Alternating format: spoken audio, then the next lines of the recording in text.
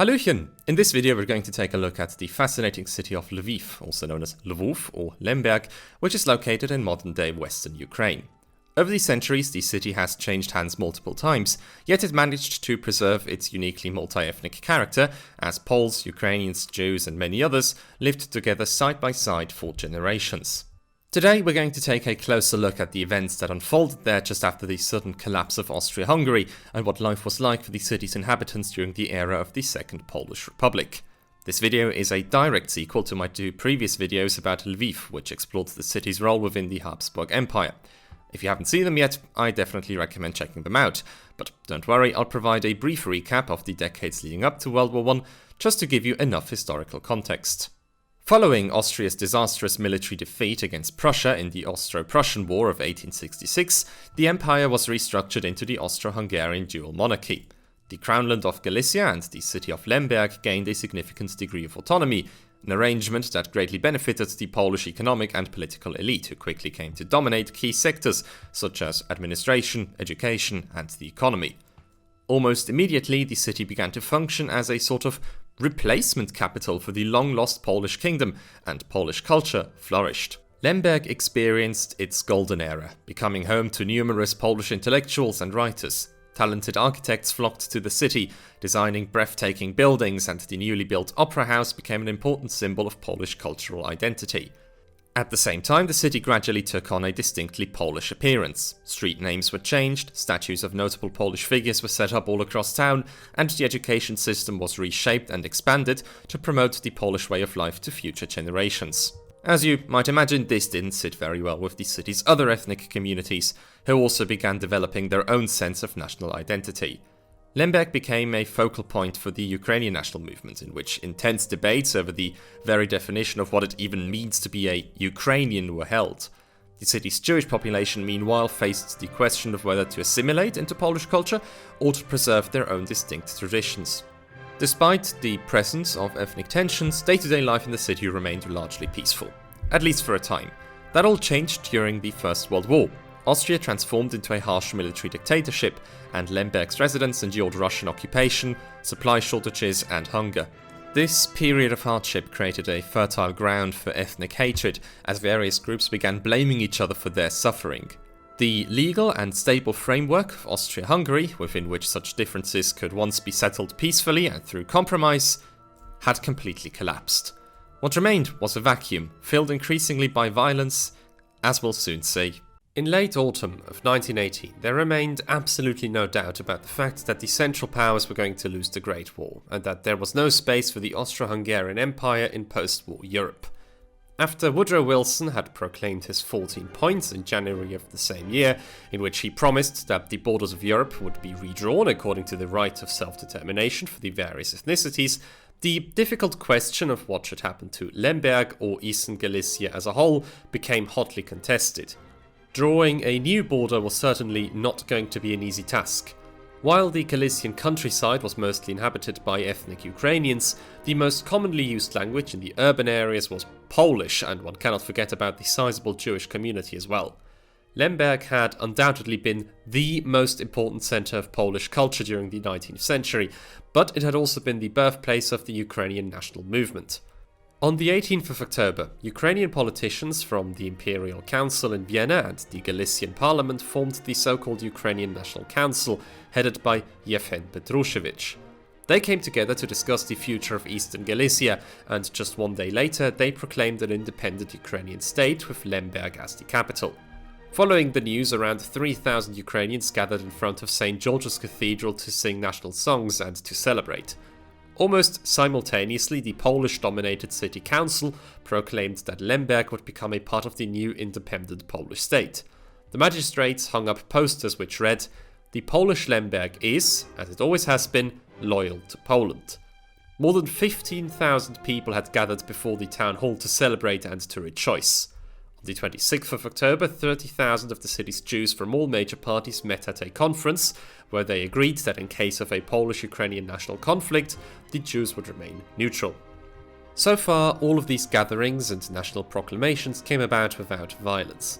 The Austrian military governor, Karl Georg Huyn, tried to maintain control and to keep the peace in the city as long as possible. He feared the outbreak of violence and anarchy and wanted to transfer power to another state government in a civilized manner. But the breakup of Austria-Hungary had already begun, and his authority was dwindling by the minute. On the 28th of October, the Czechoslovak Republic was proclaimed in Prague, which inspired the Poles to pick up the pace. In Krakow, the representatives of the major Polish parties founded the Polish Liquidation Committee, which was tasked with taking over power in Austrian Galicia. To the city's Ukrainians, what mattered now was that they beat the Poles to it. And so about 36 Ukrainian officers, led by Captain Dmytro Witowski, met in the National House to plan a conspiracy. In their eyes, the only way to take over the city before the Poles did it was to stage an armed uprising. The situation was so urgent that they decided to strike on the next day already. In the early morning hours of the 1st of November, the insurgents disarmed the non-Ukrainian soldiers in the local barracks as well as most of the police garrison and occupied key points in the city. Within just a couple of hours, all the train stations were brought under their control, the telephone and telegraph lines to the west were cut, and the blue and yellow flag had been hoisted on the tower of the town hall. Ukrainian patrols also made their way into Karl Georg Huyn's apartment and convinced him to hand over power to Volodymyr Decykiewicz, the vice director of the governor-generalship, who in turn handed over power to the Ukrainian National Council. With that, Habsburg rule over Lemberg came to an abrupt and mostly non-violent end. The city instead became the capital of the West Ukrainian People's Republic, which was proclaimed on the same day and which included the former crownlands of Galicia-Lodomeria, the Bukovina, and Transcarpathia. Initially, the Ukrainian forces held the upper hand because in the final few weeks of the Austro-Hungarian Empire, an increased number of Ukrainian soldiers was stationed around the city who quickly joined the cause. The Poles were surprised by the swift takeover, but they were not ready to give up their city so quickly. By the way, from this point onward, I will refer to the city solely by its Polish name, Lwów. Under the leadership of Czesław Mączyński, paramilitary units from the Polish military organization, which had conducted sabotage missions against Russia and later against Germany, began to organize themselves with the goal of retaking the city. The civil war that broke out between the inhabitants of Lwów was a nasty and brutal affair. Many Polish youngsters eagerly joined the hastily organized Polish troops to fight for the defense of the city, and they would soon be known as the Lwów Eaglets. The most famous of them was Jurek Bichan, who died in combat when he was only 13 years old. Because of the fact that the Ukrainian forces also recruited teenagers, it was absolutely no rarity that members of the same school class suddenly found themselves shooting at each other. Most fights took place around the Wyczakowski Cemetery, the Henryk Sienkiewicz School, and the main railway station. Even though this short war was undeniably an awful affair, the fighters, who often knew each other since their childhood, were clearly not driven by hatred. Oftentimes ceasefires would be arranged so that the wounded could be picked up, and in the evenings fighters from the opposing sides came together to sit around a campfire and have a chat. The fighting ended on the 22nd of November 1918 when 1,500 soldiers from the newly founded Polish army under the leadership of Lieutenant Colonel Michał Tokaszewski-Karasiewicz marched into Lwów and took over control. However, the final phase of this civil war and the euphoria over the Polish victory were overshadowed by a terrible event, the Lwów Pogrom, in which dozens of Jews lost their lives. In order to understand why the Polish soldiers marauded through the Jewish neighborhood of all places and attacked the Jewish population, even though they were neutral in the Polish-Ukrainian conflict, we need to take a closer look at the circumstances in Poland shortly before the end of the First World War. When 1918 came along, the situation for the civilians in Poland had been dire, to say the least. For years now, they had increasingly been suffering from hunger, inflation, and from the reckless exploitation of the lands by Germany and Austria. In this time of increasing socio-economic tensions, the news of the so-called Bread Peace, which was signed in February of 1918 and in which the Central Powers promised the historically Polish province of Chełm to the newly founded Ukrainian People's Republic in exchange for food supplies, sparked widespread outrage among the Polish population. The anger was not only directed towards Germany and Austria, however, but also against the Jews, who were blamed for complicity and accused of supporting the cause of the Central Powers. As a result of this very treaty, the deeply divided Polish populace came to believe that their nation had been betrayed and sabotaged by its ethnic minorities, particularly the Jews. In Warsaw, the anti-Semitic and radical nationalistic National Democratic Party called for a boycott of Jewish shops, and in autumn anti-Jewish riots broke out in the Kingdom of Poland and West Galicia. Even though these riots were quickly put down by Austro-Hungarian troops, that still didn't stop the rise of a hostile way of thinking in which the Poles, Jews and Ukrainians were separated among us and them categories and were considered to be enemies. It is true that even before World War I, anti-Semitism had been frequent among the Polish population, but it was mostly restricted to right-wing parties, and most people just saw the Jews as their slightly weird neighbours. The war and the harsh occupation of the Central Powers, however, changed that completely, and anti-Semitism became an ideology of the masses and was firmly integrated into Polish nationalism. After the Ukrainian uprising on the 1st of November, the Jews of Lwów once again proclaimed their neutrality and refused to side with either the Polish or the Ukrainian side. They wanted to avoid any sort of animosity and to simply wait out the conflict. They also formed an armed militia whose task it was to protect the Jewish quarters. This neutrality triggered a wave of outrage among the Poles, who saw this as an act of treachery along the lines of, "If you are not on our side, then you are against us." Initially, the Jews were left out of the conflict, however, as both the Polish and the Ukrainian commands recognized and respected their neutrality. As the civil war went on, however, and as both sides began to commit atrocities amongst the chaotic conditions of street battle, rumors of the Jewish militia secretly aiding the Ukrainian efforts and sabotaging the Polish cause became widespread. The newspaper Pobudka, for example, claimed that Jews attacked Polish units, that weapons and ammunition were stored in synagogues, and that they were providing the Ukrainians with information about the positions of Polish fighters. On the 22nd of November, the Polish soldiers who conquered Lwów decided to make the Jews pay for their treachery. They disarmed the Jewish Legion and then proceeded to sack the Jewish quarter for about 2 days straight, with absolutely no regard for human life. Apparently, many of those soldiers genuinely believed that they had been given permission to loot by their officers as a reward for their victory.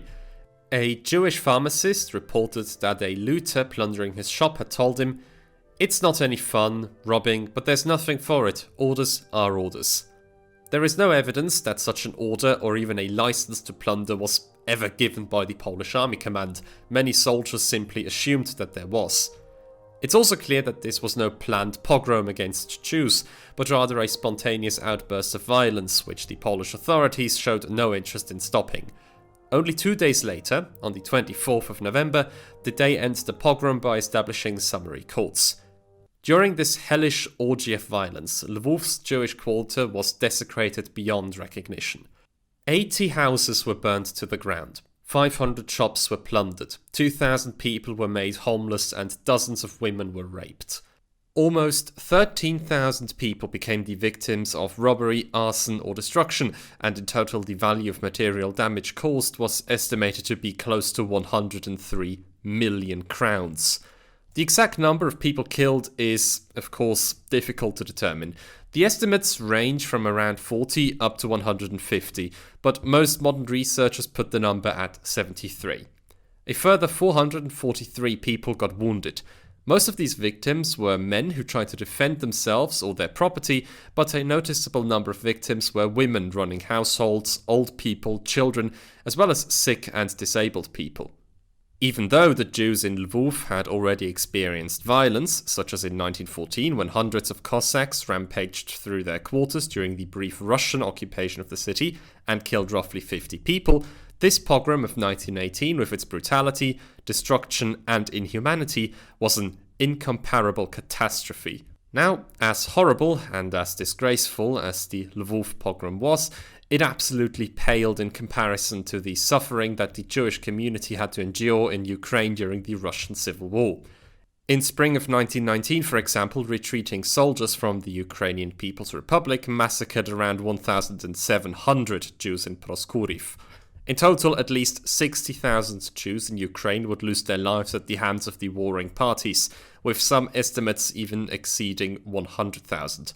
So why did the Lwów pogrom spark so much international outrage? The Manchester Guardian called it one of the worst pogroms in Polish history. Oftentimes, the actual number of victims was grossly overstated, such as in the Jewish Chronicle, which claimed that 3,200 Jews were killed. Many newspaper articles insinuated that the pogrom had been organized or that the majority of people in Poland supported it. Prominent politicians in Britain, France and America even called for economic sanctions against Poland. The fact that Roman Dmowski, the leader of the Polish delegation at the peace talks in Versailles, was an outspoken anti-Semite, didn't exactly help Poland's case. In the end, the pogrom was one of the main reasons why the Allies decided to make Poland and all the other newly created states in Central Europe sign the so-called Minority Protection Treaty. The treaty obliged Poland to grant its national minorities civil rights, the freedom of religion and the right to keep their own culture. Now, other states could formally protest against Poland to the League of Nations on behalf of the minorities. The reason for this strong international reaction can be explained by how Poland was generally perceived abroad at that time. You see, the Polish nation had been dominated by 3 empires for almost 1.5 centuries, and it now suddenly reappeared as a freedom-loving, democratic and tolerant country fighting for its survival. Because of that, the Polish cause enjoyed a great deal of international sympathy, and when the news of the Lwów Pogrom came in, the shock was obviously amplified. The damage that this pogrom caused in the relationship between Poles and Jews cannot be overstated. It is true that some Poles stepped in to help the Jews. During the pogrom, for instance, a number of Polish officers were reported to have protected Jews from looters. Shortly after, several aristocrats, members of the Polish Liquidation Committee, and politicians from the Lwów City Council donated vast sums of money to help repair the damage caused.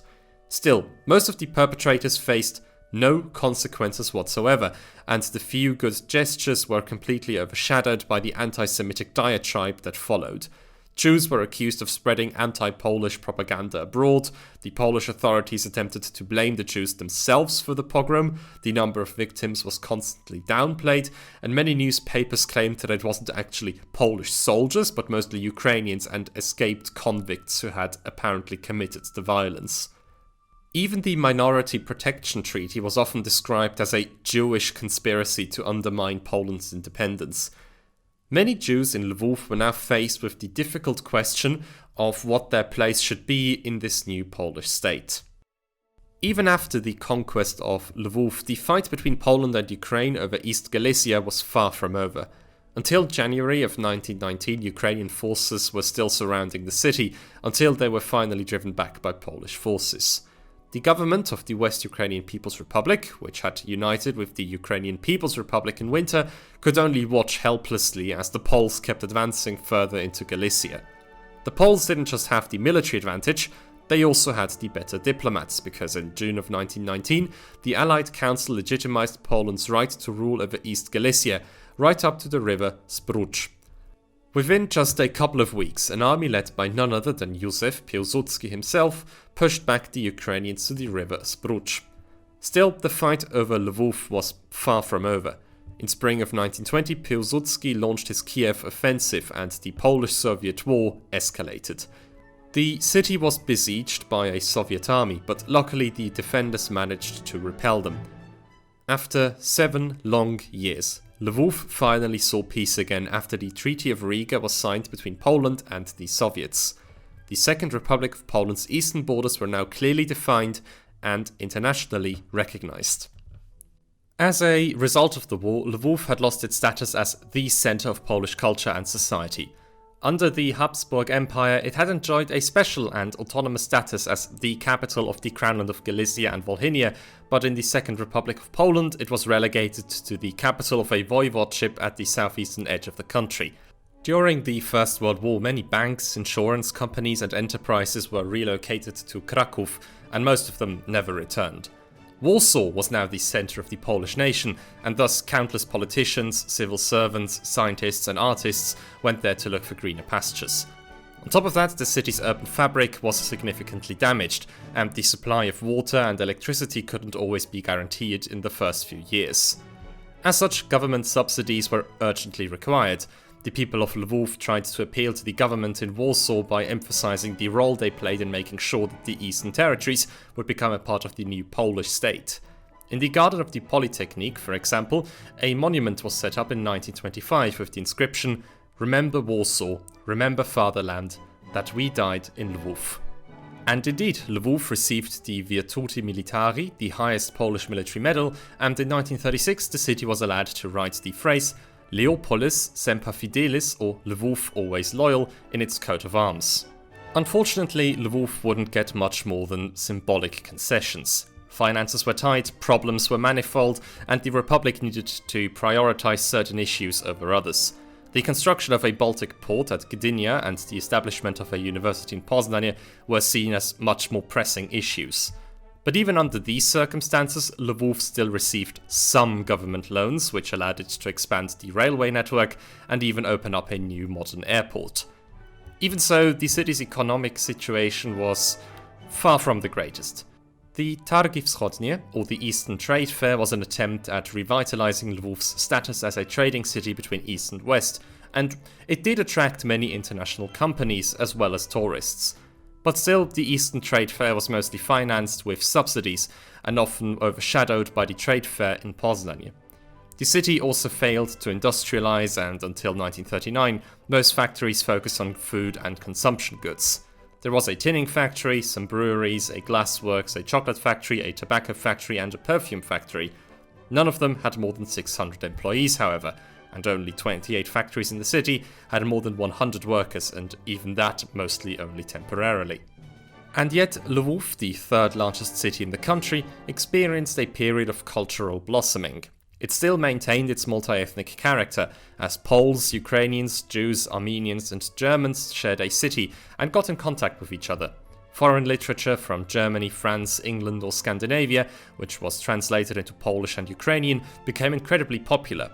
In the university, which was now housed in the former regional parliament, many professors of history, language or law became known in the entire country. Local scientists, artists and writers came together to talk about their projects, exchange ideas, or to engage in discussions. The most famous example of this new wave of intellectualism was the Lwów School of Mathematics, a group of mathematicians under the guidance of Hugo Steinhaus and Stefan Banach, who came together to do maths. They published an incredibly successful scientific journal, the Studia Mathematica, in which most articles were written by Lwów mathematicians. On top of that, they also became famous for their meetings in the Scottish Cafe, which could take up all night and in which lively discussions were held, accompanied by an appropriate amount of cigars and alcohol.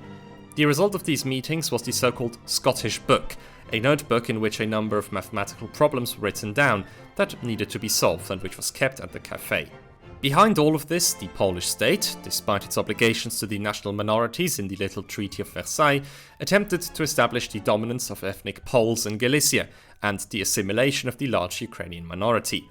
Any sort of autonomy the area had enjoyed was swiftly abolished, and even the name Galicia itself disappeared, instead being replaced by the term Małopolska Wschodnia, or Eastern Lesser Poland in English.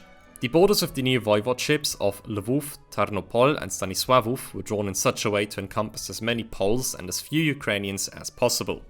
In Lwów, Polonization mostly affected the area of education. All sort of public funding to the Shevchenko Society, the oldest Ukrainian scientific society, was cut so that they had no choice but to limit their scholarly and publishing activities. At the university, high barriers were set up for Ukrainian students. In the Second Polish Republic, only people who were Polish citizens and who had served in the Polish armed forces were entitled to enroll at Lwów University. This was a problem for many Ukrainians, because during the Polish-Ukrainian War and the Polish-Soviet War, many of them chose not to opt for Polish citizenship yet due to the uncertain status of the region. Those who could afford it went abroad to do their studies. Many of them went to Prague, where the Czechoslovak government under Tomáš Masaryk hosted and even financially supported a Ukrainian free university, where students from Transcarpathia and Galicia could come to study. The schools were also supposed to become an instrument of Polonization. In 1924, the Minister of Education, Stanisław Grabski, introduced an education reform which transformed most of the Ukrainian schools into bilingual schools, where Polish obviously took center stage. On top of that, Polish teachers were sent to Galician schools to introduce Polish as the language of teaching. A look at the development of schools in Eastern Galicia shows just how vigorously this reform was implemented. Just before the First World War, there were 2,418 Ukrainian and 1,521 Polish schools in eastern Galicia. In 1926, things looked completely different. Now there were 2,424 Polish, 1,102 bilingual and 1,179 Ukrainian schools. By the mid-1930s, the number of Ukrainian schools was further reduced to less than 500. More and more Ukrainians began to feel like second-class citizens, as Poles were preferably employed in state service positions, such as in the police, the railways, or in the administration. Not even the initially promising seizure of power by Józef Piłsudski in May 1926 managed to alleviate the situation. So, how did the Ukrainians deal with these discriminatory policies? After having boycotted the parliamentary elections of 1922, Ukrainian deputies from the Ukrainian National Democratic Union, the Ukrainian Socialist Radical Party, as well as some splinter groups entered the Polish parliament for the first time. These legal parties, while still holding on to the principle of Ukrainian statehood, still showed willingness to cooperate with the Polish state and to find a solution that would benefit both sides. Unfortunately, their efforts were constantly undermined by nationalistic underground organizations who refused to come to terms with Polish rule and carried out various terrorist attacks. Already in 1921, members of the Ukrainian military organization, the UVO, had attempted to assassinate Józef Piłsudski during his first official visit to Lwów. By 1930, however, the Ukrainian underground had turned into a mass movement, and most of its members were secondary school as well as university students. The man who was responsible for this development was Dmytro Dontsov, a talented writer based in Lwów who was financially supported by the UVO. He took control over the literary Scientific Herald, one of the most reputable journals of its time, and transformed it into a platform for uncompromising and cult-like nationalism, in which violence was seen as a legitimate tool. In 1929, the Organization of Ukrainian Nationalists, the OUN, was founded, which attempted to destabilize the Polish state and waged an armed underground war against it. They even established contact with the leaders of the legal Ukrainian parties, a fact the Polish government quickly became aware of. One of the few people who actively attempted to solve the Polish-Ukrainian conflict in a constructive way was Piotr Dunin-Borkowski, the governor of Lwów province in the late 1920s. He correctly recognized that the conflict was only aggravated by the blind nationalism on both sides, and that a compromise needed to be reached. He still desired the political assimilation of Ukrainians into Polish society as the final goal, but he wanted to get rid of some of the grievances the Ukrainians felt. He proposed the creation of a new voivodeship, in which Poles and Ukrainians would be present in equal numbers, and in which Ukrainians enjoyed cultural autonomy in the areas where they were the majority. He urged the Polish government to initiate these measures as quickly as possible, but it was too late. In 1930, the OUN launched a terrorist campaign all over Galicia, in which they mostly committed arson and destroyed vital infrastructure, such as telephone lines. In response, the Polish government sent out punitive expeditions to roughly 450 villages. Oftentimes, corporal punishment was carried out, and many buildings housing Ukrainian cultural institutions were damaged or even destroyed. How many or if any people died during the so-called pacification is uncertain. In any case, the leader of the Galician OUN was killed and 30 Ukrainian parliamentarians were arrested. As a whole, the pacification proved to be completely pointless, only further angering the Ukrainian population, while the OUN managed to recover quickly and even expand its underground operations. In the following years, the OUN conducted a series of assassinations against people it deemed responsible for the pacification. The first major victim was the politician Tadeusz Hołówko, who was murdered in Truskawiec in 1931, despite or exactly because of the fact that he always held a moderate view on the Ukrainian issue. In June 1934, the Interior Minister Bronisław Pieracki was assassinated, as a result of which the Polish government set up the Bereza Kartuska prison camp, in which mostly ethnic Ukrainians were held. A few weeks later, Iwan Babi, the principal of a Ukrainian high school in Lwów, was killed because of his collaboration with Polish authorities. In the 1930s, as news of the brutal collectivization and the Great Famine reached Poland from Soviet Ukraine, one last attempt at reconciliation was made. In 1935, the Poles and the Ukrainians in the parliament reached an agreement, in which an amnesty for political prisoners was approved and credits were granted for certain Ukrainian institutions. In exchange, the Ukrainians promised to vote for the budget and to keep their criticism to a minimum. This agreement was, however, mostly seen as a tactical move, and it already became completely worthless after Piłsudski's death in May 1935. In the late 1930s, Poland became an increasingly authoritarian state, and the emergence of a new nationalistic party, the Camp of National Unity, was a clear sign that relations between the two wouldn't recover so swiftly. Life also wasn't easy for the Jewish population in Lwów, who made up about 1/3 of the city's population.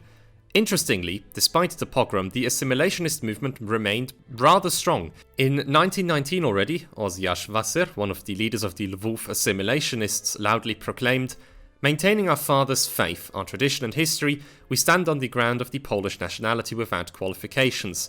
We yield ourselves to our Polish fatherland with all our hearts. We want to serve it and cooperate to ensure its development and well-being.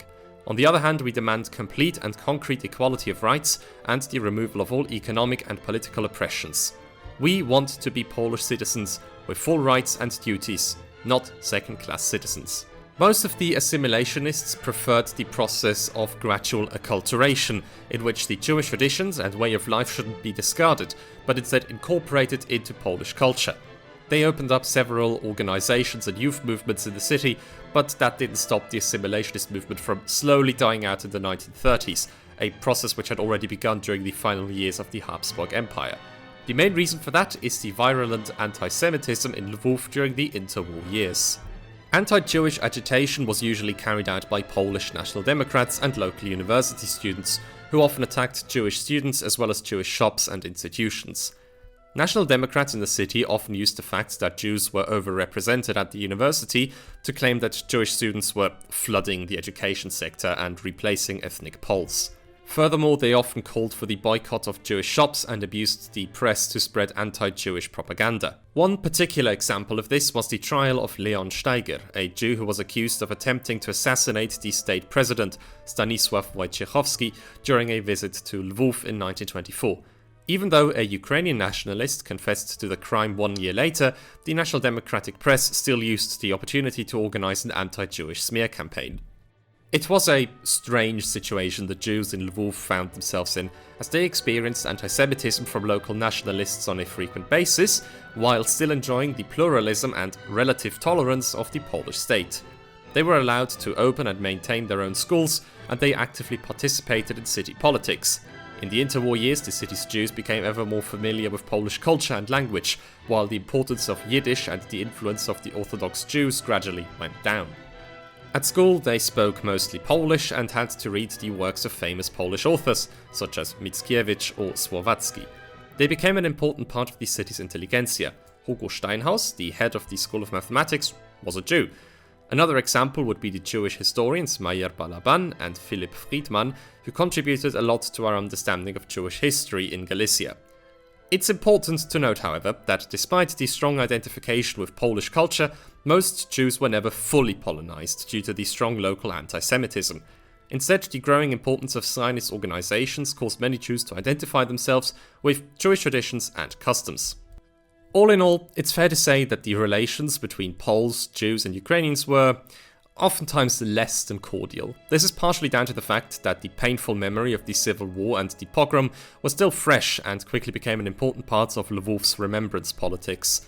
Every year, in November, large celebrations were organized with parades, military processions and special decorations, while the Orlęta, the child soldiers who fought and died for the Polish side, were glorified and declared to be heroes. The defense of Lwów became very much ingrained into the minds of many Polish nationalists, who saw in the city a bastion of Polish civilization that was successfully defended against the wild Ukrainian Cossacks. With that, Jews and Ukrainians were purposefully excluded from the city's official commemoration culture. The Orlęta cult emerged mostly as a consequence of the economic hardship and political instability the inhabitants of Lwów had to face after World War I. It provided the city's Poles with a unifying factor in times of hardship and offered them a comforting tale of national solidarity and heroism. And while it did certainly create a feeling of unity among the Poles, it also increased ethnic tensions, as Ukrainians were often seen as foreign traitors who were only waiting to unite Galicia with the rest of Ukraine and thus had no place in the Second Polish Republic. Now, and I cannot stress this enough, this is not to say that everyday life for the average inhabitant of Lwów was dominated by ethnic feuds. Most of the time, Poles, Jews and Ukrainians got along well, and oftentimes the identification with this very special city proved to be a unifying component. Over the interwar period, the city's neighborhoods became increasingly mixed and diverse. Mixed marriages also became a frequent phenomenon. In the 1930s, almost every 8th marriage was between a Pole and a Ukrainian. The shock of war was slowly but surely dying down, and the Polish state provided a framework in which grievances could be discussed and compromises could be reached. Additionally, many socialists in the city outright rejected the idea of nationalistic identities, and most people in the city were simply not that interested in politics and just wanted to live their lives and were proud of their city. Something that always separated Lwów from the other Polish cities was the very unique local identity. Songs and radio programs in the local Lwów vernacular, a unique dialect of the Polish language with strong influences from German, Yiddish and Ukrainian, were very popular among all the inhabitants. On Sundays, school children from all ethnicities met up at Wysoki Zamek to play hockey, while the adults enjoyed long walks along Ulica Legionów or the Kaiserwald Forest. The city was also proud of its Habsburg heritage, and Viennese-style coffee houses in which journalists, artists and intellectuals spent their days were practically everywhere. It is perhaps due to this rich urban life that the brilliant writer Josef Roth, whose books you should absolutely read, called Lwów die Stadt der verwischten Grenzen, or City of the Effaced Borders in English. In times of economic crises and high unemployment in the late 1930s, social conflicts became much more explosive. In Lwów, thousands of families lived below the poverty line, and in April of 1936, 3,000 unemployed Poles, Ukrainians and Jews demonstrated before the seat of the voivodeship. When the police arrived, violent clashes broke out in which 2 demonstrators were killed. When a funeral procession with up to 50,000 members carried the bodies to the local cemetery, the police attempted to disperse the crowd with machine guns, which got some workers killed. This caused things to escalate and a violent street battle broke out in which up to 50 people died. Over the following weeks, countless other demonstrations and strikes were organized, one of which even attracted up to 60,000 people. Ethnic tensions also became a common occurrence. Anti-Jewish attacks at the university became ever more frequent, and in 1938 so-called ghetto benches were introduced. From now on, Jewish students were only allowed to sit in the last 2 rows of a lecture hall. The climate at the university was increasingly dominated by nationalistic Polish student organizations, who often attacked Jewish students and even killed some of them. The aggressive foreign policy of Nazi Germany also amplified the conflicts between Ukrainians and Poles. After the German annexation of the Sudetenland in October 1938, Transcarpathian Ukraine received a high degree of autonomy. This reignited the hopes within many Ukrainian nationalists who saw it as the rebirth of an independent Ukraine. 4,000 people took part in a celebratory church service at St. George's Cathedral. In response, groups of Polish students marauded through the city, protesting and smashing the windows of Jewish and Ukrainian shops. The Ukrainian organizations answered with a butter strike in Lwów, as a result of which the city was without butter for 3 days. The Polish government responded with harsh measures, arbitrarily arresting thousands of Ukrainians and strictly censoring the Ukrainian press. Meanwhile, in the underground, the OUN gained even more followers and supporters. While the ethnic conflicts were already very pronounced during the times of the Second Polish Republic, especially during the late 1930s, they absolutely paled in comparison to what came after the German invasion on the 1st of September 1939. While the Poles, Ukrainians and Jews had enjoyed a largely peaceful coexistence for decades, this changed dramatically during the Second World War, when a wave of never-before-seen violence swept over the city and subjected its inhabitants to unimaginable terror, not just conducted by the Nazis and the Soviets, but also by their very own neighbours. But how cosmopolitan and multi-ethnic Lwów fared during the Second World War and how it became an almost thoroughly Ukrainian city afterwards is a question that we're going to answer in the next video. I'll see you then. Alright then, dankeschön for watching the video until the end. Hopefully you were able to learn something new about the complex and intricate situation that the people in this fascinating city lived in during the times of the Second Polish Republic. If you did, why not like the video and subscribe to this channel while you're at it. As always, a very big shout out goes out to my generous supporters over on Ko-Fi. A Cup of Tea, Tristan Kriegsmann, Ryan Layton, Filip Marchewka, Marius Gerling, the Grand Duke of Sealand, Luca Drohle, Wienweh, Süderizer, Lyle Furphy, Yin, William, Big Dave, Folling and turd ham bone. You are brilliant. Have a very wonderful day and see you next time.